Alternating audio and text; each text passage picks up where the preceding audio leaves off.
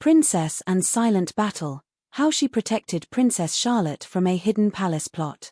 Hello, dear viewers, and welcome back to the channel that takes you deep inside the velvet-lined, scandal-soaked corridors of the British royal family. Today we've got something different. This isn't your usual polished photo op or well-rehearsed ribbon cutting. It's the story of how a single royal princess may have quietly stepped in to save her young niece, Princess Charlotte, from becoming a pawn in a shadowy palace game. And the twist? It all unfolded without the public ever knowing. So pour yourself some tea, or maybe something stronger, because by the end of this, you might find yourself questioning just how innocent those palace smiles really are. A royal gut feeling. It all began with what was supposed to be a simple family affair. A cheerful event. A gentle moment to let Princess Charlotte dip her toes a little deeper into the public spotlight. It would be a short speech, a wave, some sweet photos for the morning papers. Nothing that should set off alarm bells. But something didn't sit right with Princess Anne. Maybe it was instinct. Maybe it was decades of living inside a machine that sometimes chews up its own. She couldn't quite put her finger on it, just a subtle tension creeping through the staff corridors, a murmur here, a curious smirk there.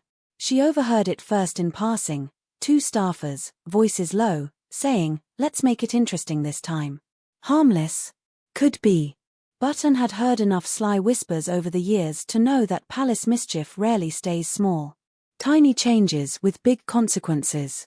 And decided to watch. That's what she does best. And soon, the pieces began to shift.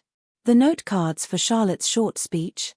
They were redone, same words, technically, but the handwriting was different, the layout just awkward enough to trip up a young reader. The seating chart was also altered, ever so slightly. Charlotte's chair was nudged a few feet away from William and Catherine. Not a big move, but enough that in a crowded hall, a child might feel alone. Even the lighting cues had changed. Instead of warm, steady spots, there were harsher overhead beams that would throw sharp shadows across Charlotte's small face. It might sound like overthinking. But Anne knew better. She'd watched this tactic play out before, a slight tweak here, a subtle shift there, until someone was caught blinking in confusion, or stumbling on stage, captured forever by hungry cameras. All it took was a flicker of doubt on Charlotte's face, and tabloids would feast on it for weeks. Is the young princess overwhelmed? Cracks show in the next generation. Headlines practically wrote themselves. Echoes of an older pain. And started writing everything down. Her diary, always private, never meant for the public, filled with quick, tight lines. Seen this game before. Same tricks, different target. The memory that haunted her most was of Catherine, years ago. Another delicate moment, another big event. A few misplaced instructions had nearly turned a promising engagement into a humiliation. And had stepped in back then too, quietly, fixing what others were trying to bend. But this time was worse. Because Charlotte was just a child. A child who didn't even know enough to be wary yet. A princess on a mission. The days ticked down to the event. And reviewed every document she could get her hands on. She compared original plans to the new versions, schedules, lighting diagrams, speech edits. It was all too deliberate. Some aides involved were long linked to Queen Camilla's team. Loyal to her first, perhaps not entirely on board with the future that Charlotte represented. Or maybe it was just typical petty palace maneuvering. And didn't care about the motives. Only the impact. The night before, she made her move. No drama. No scandal. She walked alone into the office of the senior aide overseeing the event's details. Laid down the altered speech cards, pointed to the schedule changes. Then, calm as ever, and simply asked, "Are you sure this is how you want to be remembered?" The aide sputtered, denied, blustered. But Anne didn't push. She didn't need to.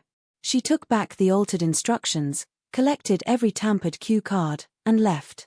By morning, everything was restored. The lights would be gentle and steady. The speech cards reset to their familiar format. Charlotte's seat was right beside her mother, as it always should have been. A flawless moment that almost wasn't. The event went off without a hitch. Princess Charlotte walked on stage with her usual quiet confidence, gave a short, graceful speech, and smiled into the flash of hundreds of cameras without missing a beat. Beside the stage, and stood still, heart steady, watching not for headlines or applause but for one thing alone, that her niece walked off that stage still untouched by whatever palace shadows had tried to unsettle her. Later that night, in her diary, and wrote, she spoke with strength. "The silence of what nearly happened, that's mine to keep." Why didn't she tell William? It's a fair question. Why not run straight to William, the fiercely protective father who would have stormed down every corridor demanding answers? Because Anne knew exactly what would happen. William isn't just Charlotte's dad. He's also the heir to the throne. His fury wouldn't stay private. It would ripple outward, maybe forcing Charles to step in, maybe drawing Camilla into a confrontation, maybe splitting loyalties right when the family could least afford it.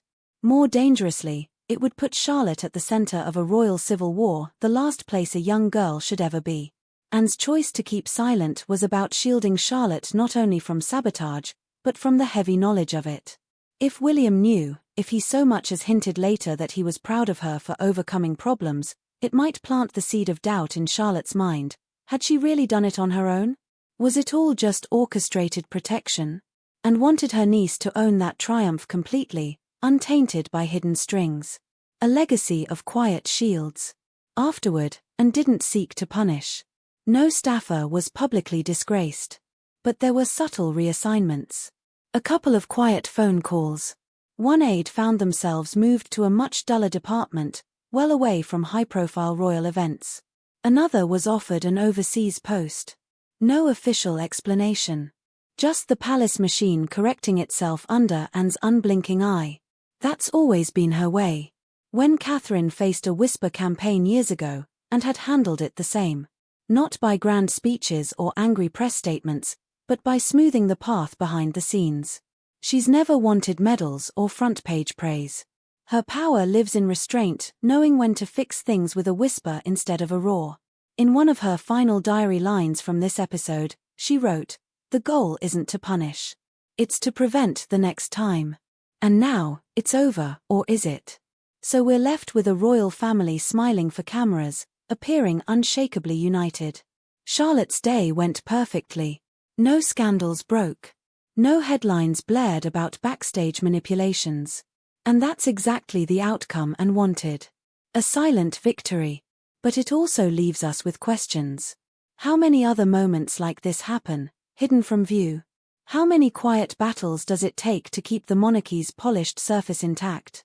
And who else is watching, taking notes, ready to step in when palace politics get ugly? So what do you think, dear viewers? Was Anne right to keep it all to herself and simply act in the shadows? Or does this show that the royal family is far more fragile and perhaps more scheming than we ever imagined from the outside? Drop your thoughts below. You know we love reading your sharp takes and thoughtful theories. And hey, if you want more stories like this about unseen protectors, royal secrets, and power plays that never quite make it into the glossy official narratives, don't forget to like this video, subscribe, and ring that notification bell. Because in this family, the real drama is almost always happening just out of sight. Thanks for watching. See you soon with even more truths from behind palace walls.